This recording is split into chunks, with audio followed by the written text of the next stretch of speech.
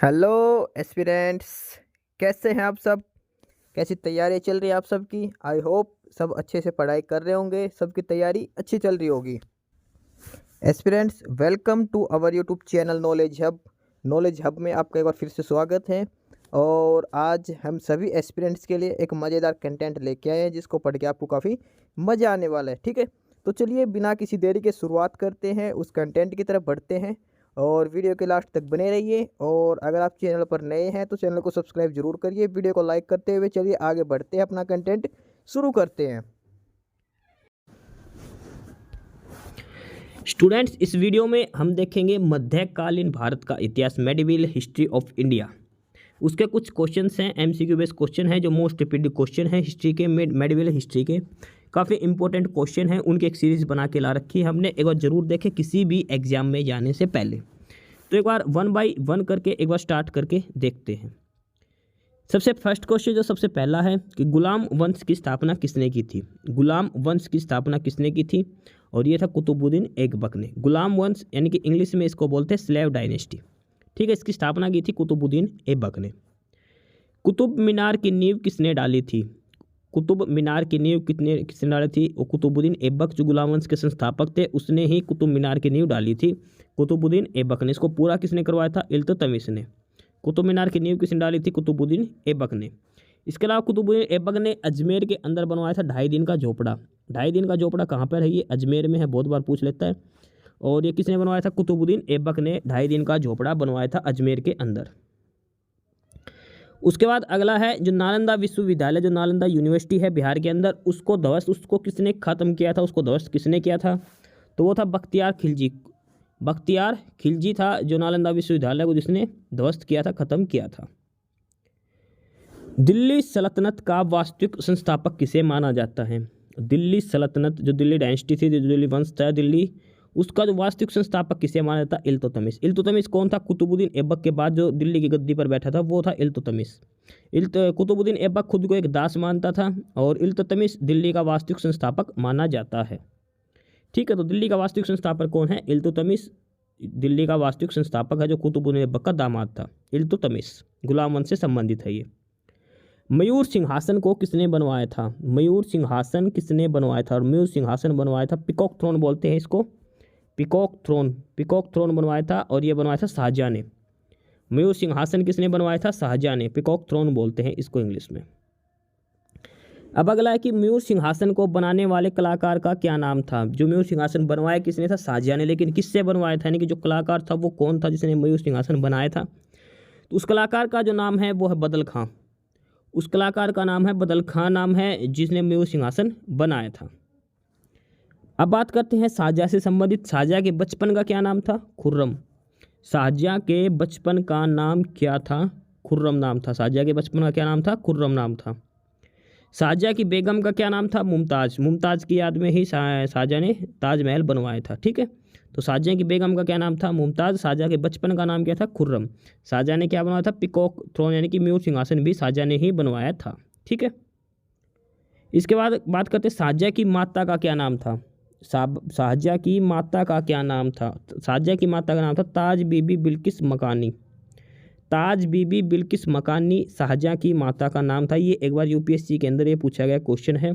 शाहजहाँ की माता का क्या नाम था? ताज बीबी बिल्किस मकानी शाहजहाँ की माता जी का नाम था। मुमताज महल के नाम से मशहूर होने से पहले शाहजहाँ की बेगम को किस नाम से जाना जाता था? जो शाहजहाँ की बेगम है, मुमताज महल के नाम से मशहूर होने से पहले उसको किस नाम से जाना जाता था? वो थे अर्जुमंद बानो। अर्जुमंद बानो। ये मुमताज महल के नाम से मशहूर होने से पहले शाहजहाँ की बेगम का क्या नाम था? अर्जुमंद बानो उसका नाम था। जहांगीर के सबसे छोटे बेटे शहरयार की शादी किससे हुई थी? जहांगीर के सबसे छोटे बेटे शहरयार की शादी किसके साथ हुई थी? तो हुई थी नूरजहां के पहले पति से उत्पन्न पुत्री से। नूरजहां कौन थी? जहांगीर की पत्नी थी। जहांगीर की पत्नी थी नूरजहां, उसका पहले पति था, उससे उत्पन्न हुई पुत्री से ही शहरयार ने शादी कर ली थी। शाहजहाँ ने किसकी सहायता से राजगद्दी हासिल की थी? शाहजहाँ ने किसकी सहायता से राजगद्दी हासिल की थी? और वो है असाफ खान। असाफ खान के सहायता से शाहजहाँ ने राजगद्दी हासिल की थी। असाफ खान की सहायता से शाहजहाँ ने राजगद्दी हासिल की थी। शाहजहाँ के समय कौन सी जगह मुगल हाथों से निकल गई थी? जो शाहजहाँ के शासनकाल में ऐसी कौन सी जगह जो मुगलों ने खो दी थी, मुगलों के हाथों से निकल गई थी, वो था कंधार। कंधार पर मुगलों का शासन था, लेकिन शाहजहाँ के शासनकाल में मुगलों के हाथों से निकल गए थे। कौन सी जगह थी? कंधार ऐसी जगह थी जो मुगलों से छूट गई थी। नेक्स्ट क्वेश्चन है, शाहजहाँ ने आगरा से अपनी राजधानी कहाँ बनाई थी? आगरा से अपनी राजधानी शाहजहाँ ने बनाई थी पुरानी दिल्ली के अंदर है शाहजहानाबाद। अपने नाम से एक नगर बसाया था शाहजहांबाद। शाहजहानाबाद जो पुरानी दिल्ली है वहाँ पे इसने आगरा से अपनी राजधानी दिल्ली स्थापित की थी शाहजहाँ ने। लाल किला और किला ए मुबारक, लाल किला और किला ए मुबारक इसका निर्माण किसने करवाया था? लाल किला और किला ए मुबारक इसका निर्माण करवाया था शाहजहाँ ने।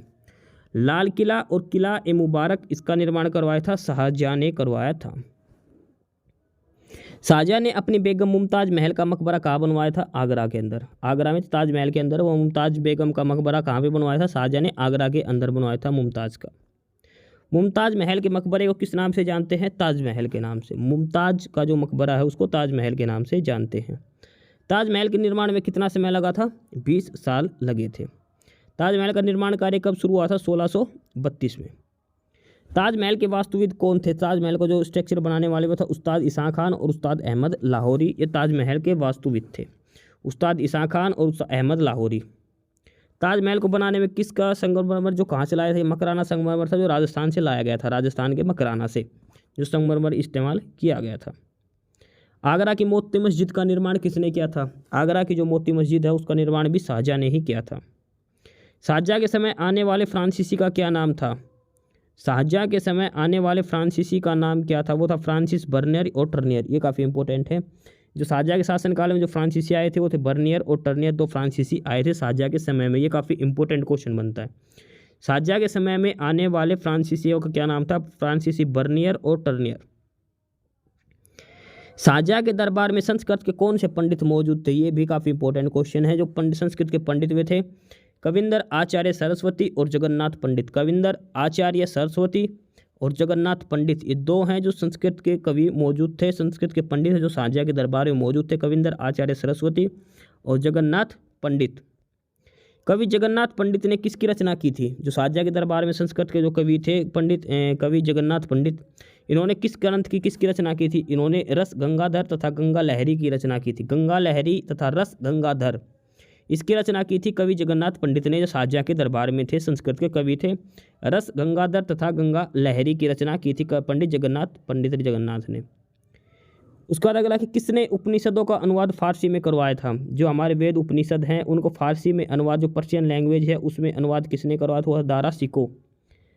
दारा सिको ने उपनिषदों का अनुवाद फारसी में करवाया था। उपनिषदों का फारसी अनुवाद किस नाम से करवाएगा? जो उपनिषद थे जो उनका फारसी में अनुवाद करवाया दारा सिको ने। लेकिन उपनिषद तो हमारी भाषा में बोलते थे, पर्शियन लैंग्वेज में उनको किस नाम से जाना गया? सर ए अकबर। सर ए अकबर यानी कि खुद के नाम से ही इन्होंने ये बनवाने लग गए कॉपी पेस्ट करके।